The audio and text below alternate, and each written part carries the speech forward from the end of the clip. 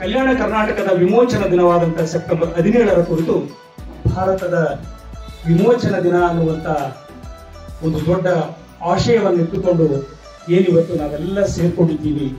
ಇಂಥ ಒಂದು ಅದ್ಭುತ ಕಾರ್ಯಕ್ರಮದ ಅಧ್ಯಕ್ಷತೆಯನ್ನು ವಹಿಸಿದಂತ ಸನ್ಮಿತ್ರ ಲಿಂಗನಗೌಡ್ರೆ, ಹಾಗೆಯೇ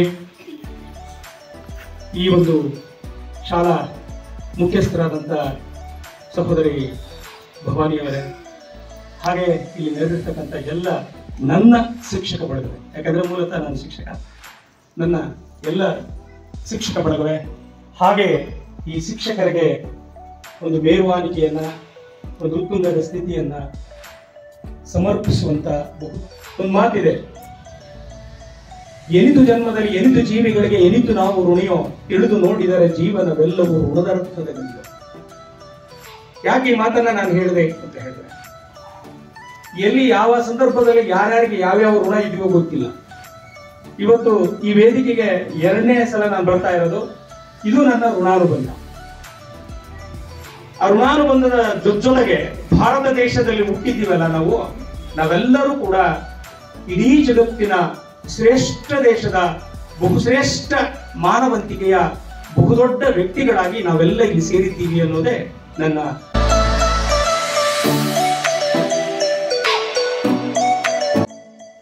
ಇವ್ರಿಗೆ ಕೊಟ್ಬಿಟ್ರು, ಅವ್ರ ಅಭಿಪ್ರಾಯಕ್ಕೆ ಬಿಟ್ರು, ನೀವು ಭಾರತಕ್ಕಾದ್ರೂ ಸೇರಿ ಪಾಕಿಸ್ತಾನಕ್ಕಾದ್ರೂ ಸೇರಿ ಇಲ್ಲ ಸ್ವತಂತ್ರವಾಗಿ ಉಳ್ರಿ ಅಂತ. ಆದ್ರೆ 552 ಸಂಸ್ಥಾನಗಳು ಭಾರತಕ್ಕೆ ಸೇರಿದವು, 13 ಸಂಸ್ಥಾನಗಳು ಪಾಕಿಸ್ತಾನಕ್ಕೆ ಸೇರಿದವು, 3 ಮಾತ್ರ ಸ್ವತಂತ್ರವಾಗಿ ಉಳಿದವು. ಅದು ಕಾಶ್ಮೀರ, ಜುನಾಗಢ ಮತ್ತು ಹೈದರಾಬಾದ್. ನಿಮಗೆ ಸಾರ್ ಹೇಳಿದಂಗೆ ಹೈದರಾಬಾದ್ ಅತ್ಯಂತ ಶ್ರೀಮಂತ ಸಂಸ್ಥಾನ. ಅವತ್ತಿನ ಕಾಲದಲ್ಲಿ 1947ರಲ್ಲಿ ಶ್ರೀಮಂತ ಸಂಸ್ಥಾನ. ಇಡೀ ದೇಶಕ್ಕೆ ನಿಮಗೆ ಗೊತ್ತೇನೋ, ಈ ಹೈದರಾಬಾದ್ನ ನವಾಬಾದಂತ ಅಲಿಖಾನ್, ಉಸ್ಮಾನ್ ಅಲಿಖಾನು ಇಡೀ ಪ್ರಪಂಚಕ್ಕೆ ಅತ್ಯಂತ ಶ್ರೀಮಂತ. ಅವನ ಹತ್ರ ಡೈಮಂಡ್ ಇತ್ತಂತೆ.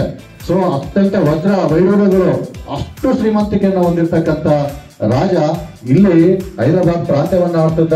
ಈ ಹೈದರಾಬಾದ್ ಪ್ರಾಂತ್ಯ ಆಳ್ವಿಕೆ ಮಾಡುವಂತ ಸಂದರ್ಭದಲ್ಲಿ ಅವನು ಮತಾಂಧನಾಗಿದ್ದ. ಏನು ಮತಾಂಧತೆ ಅಂದ್ರೆ, ಇಲ್ಲಿರ್ತಕ್ಕಂಥ 85% ಮುಸ್ಲಿಮ್ಸ್ ಇದ್ರಲ್ಲ, 85% ಹಿಂದೂಗಳು, 15% ಮುಸ್ಲಿಮ್ಸ್ ಇದ್ರು. ಇದನ್ನ ಪೂರ್ತಿಯಾಗಿ ಮುಸ್ಲಿಮ್ಸ್ ಸಾಮ್ರಾಜ್ಯವಾಗಿ ನಿರ್ಮಾಣ ಮಾಡಬೇಕು, ಇದನ್ನ ಪಾಕಿಸ್ತಾನಕ್ಕೆ ನಾನು ಸೇರಿಸಬೇಕಂತ ಮತಾಂಧತೆಯನ್ನ ಹೊಂದಿದ್ದವನು. ಅದಕ್ಕೋಸ್ಕರವಾಗಿ ಕಾಸಿಂ ರಜವಿ ಎಂಬುವನನ್ನ ಒಬ್ಬನ ರಜಾಕಾರನನ್ನ ಅಧ್ಯಕ್ಷನನ್ನಾಗಿ ಮಾಡಿದ. ಅವರಿಗೆ ಉಸ್ತುವಾರಿಯನ್ನ ಕೊಟ್ಟ, ಈ ಪ್ರಾಂತ್ಯಗಳ ಉಸ್ತುವಾರಿಯನ್ನ ಕೊಟ್ಟ. ಆಮೇಲೆ ನಮ್ಮ ಕರ್ನಾಟಕದ 4 ಮೊದಲ ಜಿಲ್ಲೆಗಳು, ಈಗಿನ 7 ಜಿಲ್ಲೆಗಳು ಸೇರಿದವು. ಗುಲ್ಬರ್ಗದಲ್ಲಿ ಒಂದು ಘಟನೆ ನಡೆಯಿತು. ಗುಲ್ಬರ್ಗದ ಗೋಟದಲ್ಲಿ ಸುಮಾರು 200 ಜನರನ್ನ ಕೊಲೆ ಮಾಡಿಬಿಟ್ರು.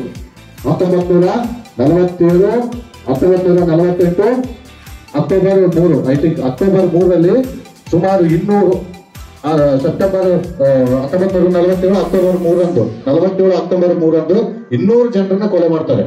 ಇದನ್ನ ಗಮನಿಸಿರ್ತಕ್ಕಂಥ ನಮ್ಮ ಭಾರತ ಸರ್ಕಾರ, ಅವತ್ತಿನ ಗೃಹ ಮಂತ್ರಿ ಆಗಿರ್ತಕ್ಕಂಥ ಸರ್ದಾರ್ ವಲ್ಲಭಾಯ್ ಪಾಟೀಲ್ ರವರು, ಇದು ಹೀಗೆ ಬಿಟ್ರೆ, ಮತ್ತೆ ಅಂಬೇಡ್ಕರ್ ಅವರ ಮಾರ್ಗದರ್ಶನದಲ್ಲಿ ಇದು ಹೀಗೆ ಬಿಟ್ರೆ ನಾವು ಈ ಹೈದರಾಬಾದ್ ಪ್ರಾಂತ್ಯ ಪಾಕಿಸ್ತಾನಕ್ಕಂತ ಹೋಗುತ್ತಂತ ಮನಗಂಡು ಸೇನಾ ಕಾರ್ಯಾಚರಣೆ ಮಾಡೋದಕ್ಕೆ ಪ್ರಯತ್ನ ಮಾಡಿದ್ರು. ಆದರೆ ವಿಶ್ವಸಂಸ್ಥೆಯಲ್ಲಿ ಇದಕ್ಕೆ ಹಿನ್ನಡೆ ಆಗುತ್ತಂತ ಮನಗಂಡು ಇದನ್ನ ಪೊಲೀಸ್ ಕಾರ್ಯಾಚರಣೆ ಅಂತ ಹೆಸರಿಟ್ಟರು.